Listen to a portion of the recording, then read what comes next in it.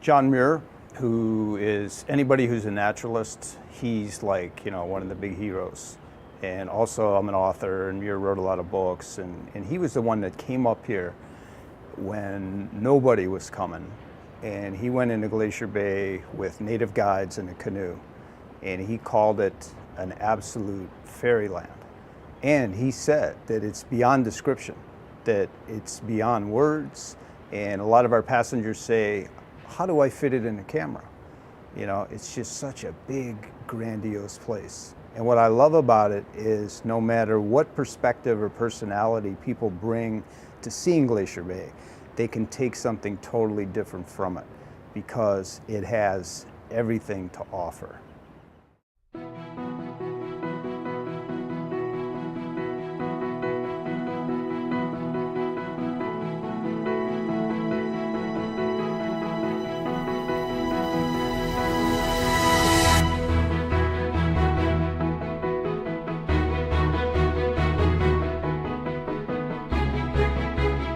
One big thing about Glacier Bay is when you come here, you can kind of discover why these places are important and why it's worth protecting these places and why we need places like this more and more. They do feed our soul. They give us a chance to connect into some more real time and real things. This is as real as it gets.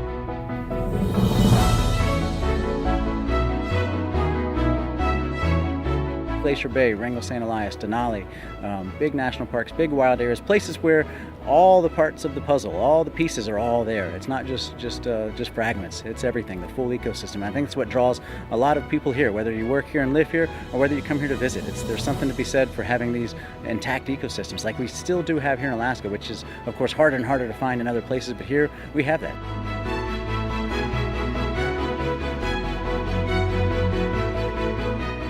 And when geologists go in there, they just scratch their heads because you can literally find nearly every rock on Earth, no matter how far from here, pressed and compacted into Glacier Bay. And then it's an ice laboratory because you have 15,000 foot mountains coming right out of the ocean. And the warm air from the Pacific slams into those tall peaks and produces precipitation year round. So all of that snowfall year after year doesn't have time to melt, and it turns into ice, turns into glaciers that bulldoze down those mountains with the harsh weight of 1,000 winters combined.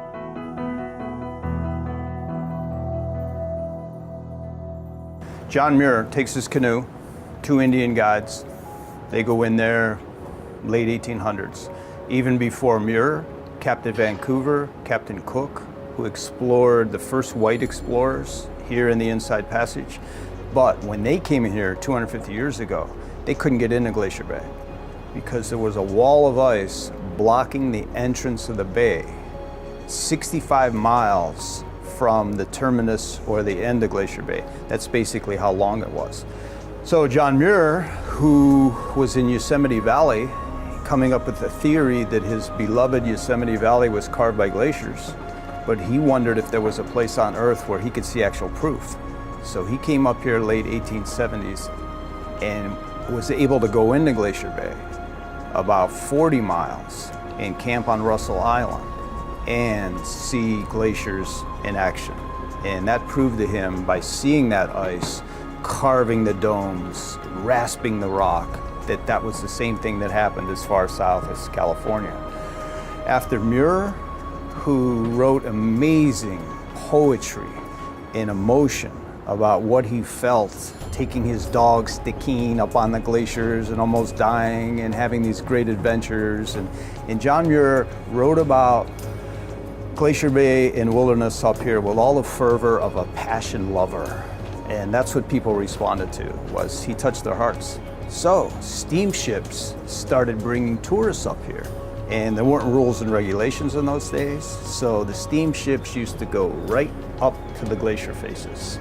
The crew would reach out with ice picks, and they would chip ice off the face of those calving, thundering glaciers. So the passengers would have ice in their cocktails for happy hour. So the tourists started coming after John Muir, and then the scientists started coming as well. Geologists started coming in. And all these scientists were the driving force they would go back to Washington, D.C. and constantly lobby the government. So it was a preserve for a while, I think under President Calvin Coolidge, and then about 40 years ago, it was declared a national park. And then in 1986, the United Nations got together and they made it a World Heritage Site. Very few places on Earth get that status. And at 3 million acres, Glacier Bay is the second biggest World Heritage Site in the world after Antarctica.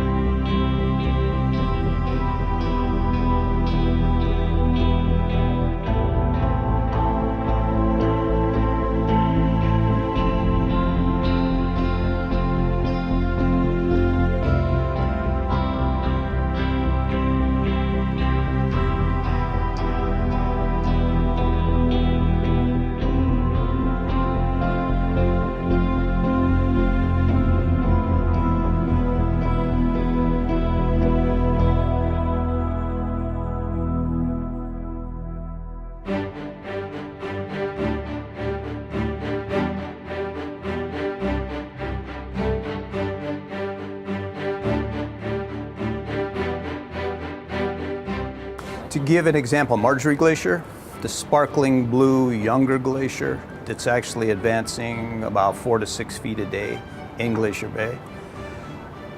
As it's flowing forward down that steep mountainside, that's a lot of pressure on the ice. It's cracking. And when that ice hits the salt water, even though the water is very, very cold, it's warmer than the ice is. So it's high up, 250 feet tall at the top icy spires of Marjorie. It also extends that far down, the ice does, into the water, where it anchors an icy foot on a rock bed down there.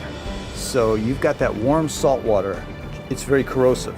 Chewing away at the bottom ice, you've got all that gravity, 21 miles down that steep mountainside, pushing those crevices and crevasses that are cracking forward. So when the ice weakens at the face, then the natives have a great description for the sound. It's called white thunder, and it does. It thunders, it reverberates through your soul forever.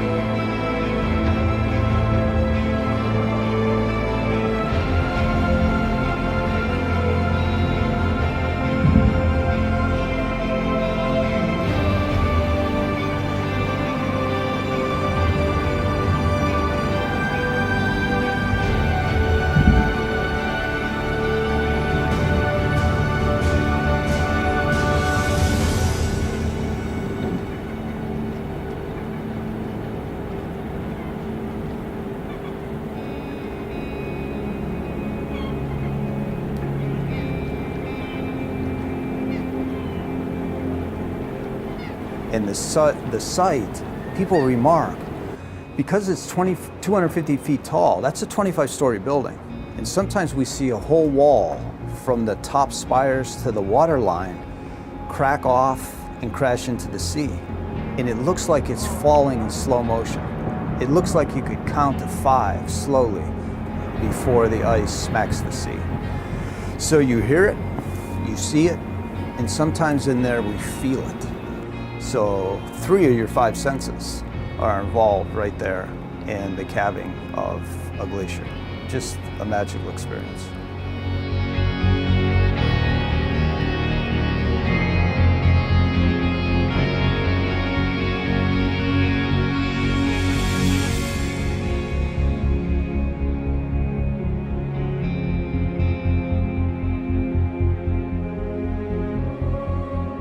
One of the more special things about Glacier Bay is the calving. A lot of people come here to see that ice breaking off the face of the glacier. A really dramatic effect, and sometimes pieces that look tiny, they'll be the size of your house, and there'll be pieces that break off the size of skyscrapers, and you can hear that pop and that crack and that crashing down into the water, what we call white thunder, and a pretty amazing effect that happens there.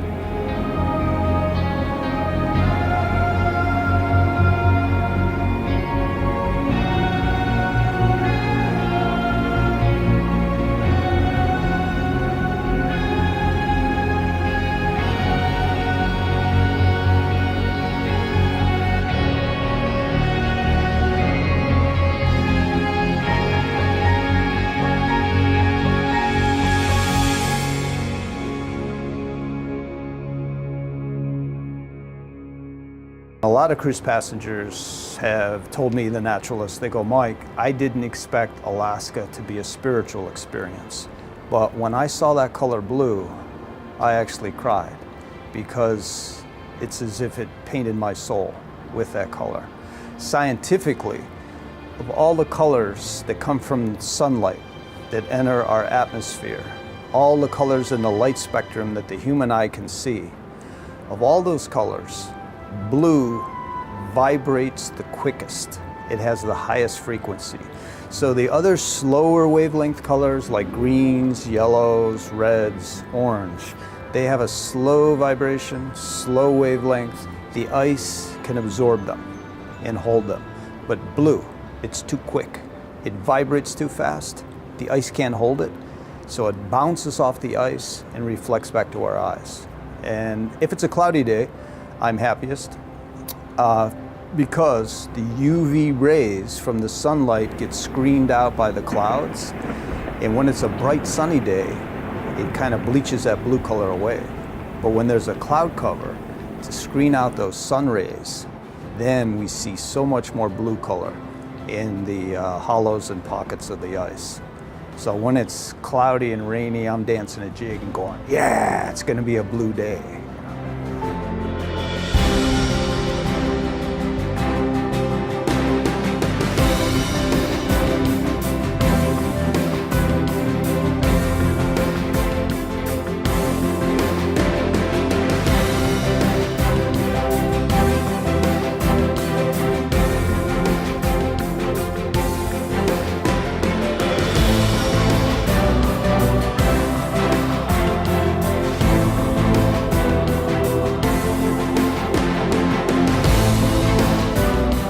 I think for a lot of us here, the passion comes from these wild places, these national parks.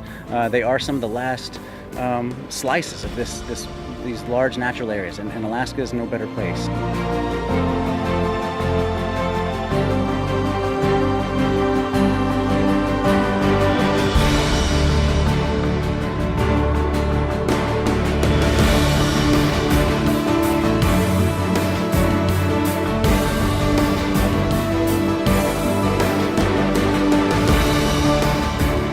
To me, Glacier Bay is wildness. It comes down here to a wide open area, wildness, wilderness, and a large area where, again, you have all the parts in place here. And you have a place with, of course, the scenery, the glaciers, and all the mountains as well. So to me, the biggest thing on Glacier Bay is wildness. It's a transformative place. It touches people's souls. It brings them back again and again. They want to move here. There's very few places in the world that have that effect.